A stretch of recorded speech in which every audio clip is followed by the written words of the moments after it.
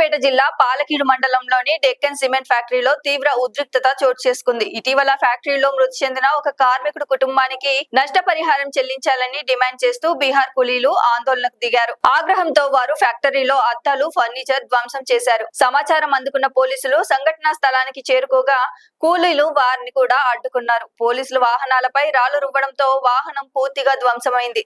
ఈ ఘటనలో ఒక ఎస్ఐ, హోంగార్డ్ కి స్వల్ప గాయాలయ్యాయి.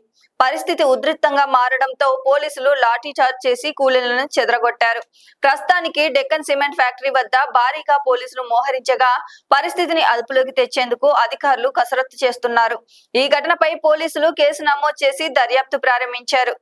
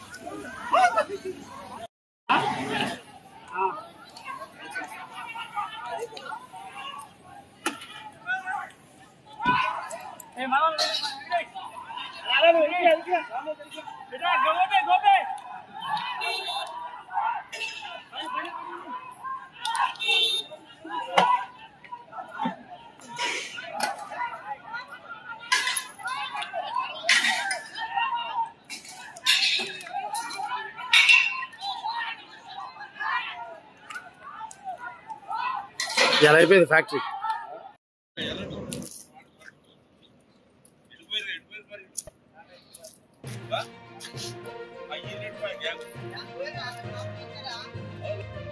ఎస్పీ గారు వస్తాడు, ఎస్పీ గారు వస్తాడు.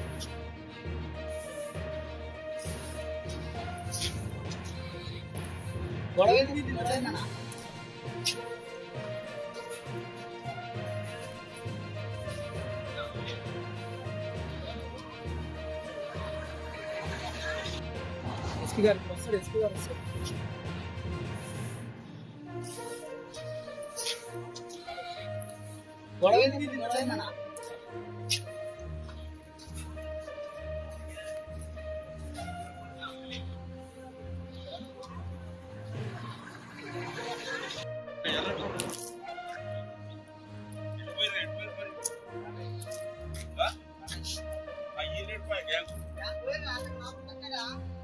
లైక్ చేయండి, షేర్ చేయండి, సబ్స్క్రైబ్ చేయండి. మరిన్ని వీడియోల కోసం బెల్ సింబల్ పై క్లిక్ చేయండి.